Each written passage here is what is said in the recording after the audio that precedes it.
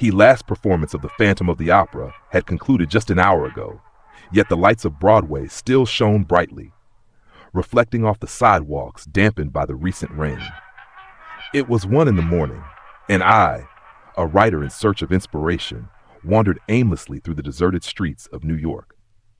The city that never sleeps seemed to have taken a nap that night. As I walked, I noticed a theater I had never seen before, despite years of exploring every corner of the city. The old facade displayed faded signs, and the wooden doors creaked softly in the wind. Curious, I approached and realized the main door was ajar, inviting me in. Who knows what forgotten stories this place holds, I thought, feeling a mix of excitement and apprehension. I pushed the door open and entered the dark lobby, where the smell of mold and dust filled the air. The walls were adorned with posters of old plays, some dating back more than 50 years. Suddenly, a soft melody echoed through the hall, as if someone were playing an out-of-tune piano on the main stage. Who could be here at this hour? I murmured to myself, following the hypnotic sound. As I approached the auditorium, I saw a figure seated at the piano, with its back to me. The music they played was both beautiful and melancholic, laden with palpable sadness. I felt a chill run down my spine, but curiosity prevailed. "Excuse me," I called, trying not to startle the mysterious musician. The music stopped abruptly, and the figure slowly turned to face me. To my surprise, it was a man dressed in period attire, as if he had stepped directly out of a play from the 1920s. His eyes were deep and carried an expression of infinite sadness. "I'm sorry, I didn't mean to interrupt," I said, feeling like an intruder. He smiled faintly and replied in a soft voice, "Don't worry, few find this place and even fewer dare to enter." Something in the way he spoke intrigued me. "This theater? I've never seen it before. What's its name?" The man sighed and looked around as if recalling better times. "This is the Eternal Theater. It used to be one of Broadway's most prestigious, but it fell into oblivion decades ago." "And you? Are you the caretaker?" He chuckled softly. "Something like that. I'm Adrian, a former actor of this stage." Before I could respond, the auditorium lights flickered, and a wave of dizziness hit me. When I regained focus, Adrian had vanished, and the theater was enveloped in a deathly silence. Confused and a bit frightened, I decided to leave quickly. But as I reached the exit door, I realized it was locked. Trapped inside the Eternal Theater, I began to question whether I had entered a dream or a nightmare.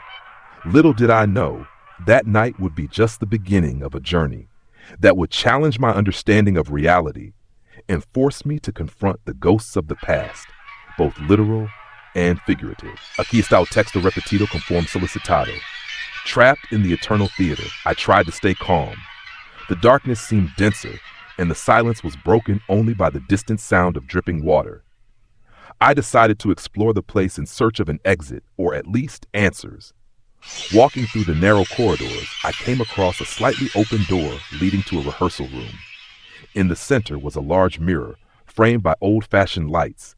I approached and, as I looked at my reflection, felt a strange sense of déjà vu. Suddenly, the mirror began to fog up, as if someone were breathing on the other side. Slowly, words formed on the surface. "Help us." I stepped back, my heart racing. "Who's there?" I asked, my voice trembling. A cold breeze swept through the room, and indistinct whispers filled the air. I closed my eyes, trying to understand what was happening. When I opened them again, I saw several figures reflected in the mirror, all dressed in attire from different eras. "We are the forgotten souls of this theater," said a woman in a Victorian dress, "trapped here, awaiting release." "How can I help you?" I asked, feeling a mix of compassion and fear. Before I could get an answer, I heard footsteps echoing in the hallway. I turned and saw Adrian approaching, his face serious.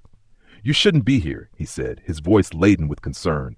"What's happening in this place?" I asked. Adrian sighed. "This theater is a limbo for those who couldn't move on. Each of us is trapped by regret, an unfinished story." "And you?" I asked. "What's your story?" He looked away.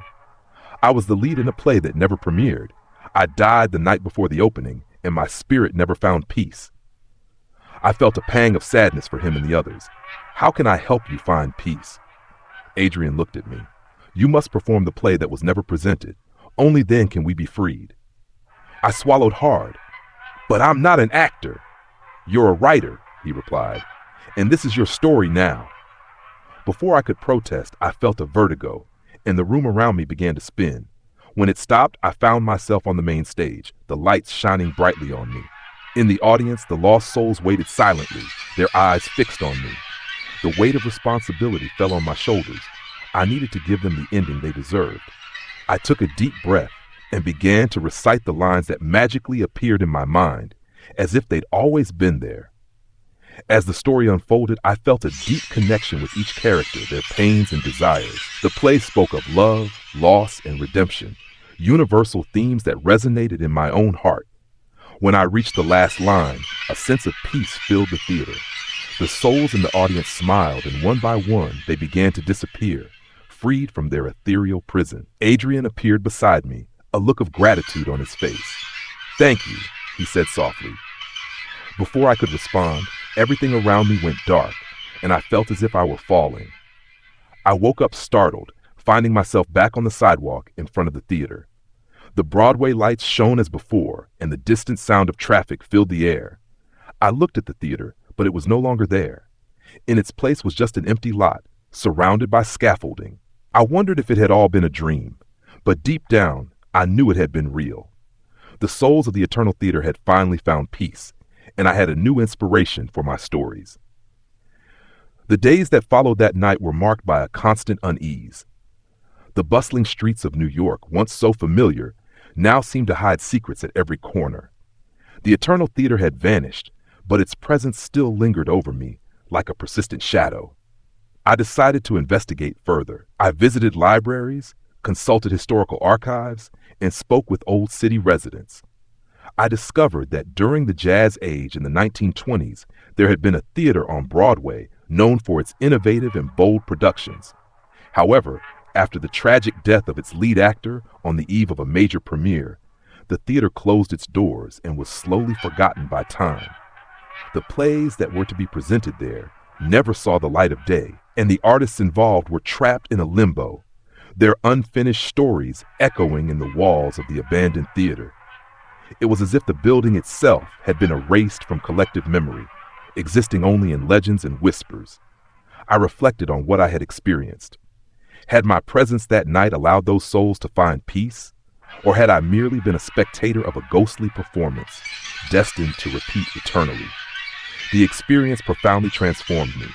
I began to value untold stories, interrupted dreams, and forgotten voices more. I realized that like those artists, we all seek meaning, a conclusion to our personal narratives. Over time, I channeled these reflections into my writing. My stories began to explore themes of redemption, regret, and the search for meaning. Readers noticed the change, and my works gained a depth they had previously lacked. Years later, while walking down Broadway, I came across a new theater being inaugurated at the same spot where the Eternal Theater had once stood. I felt a strange sense of closure, as if a cycle had finally completed. I entered and observed the empty stage, imagining the countless stories that would be told there. I smiled, knowing that, in a way, the souls of that old theater would continue to live through each performance, each applause, each tear shed. After all, stories never die. They just wait for the right moment to be told again. The end.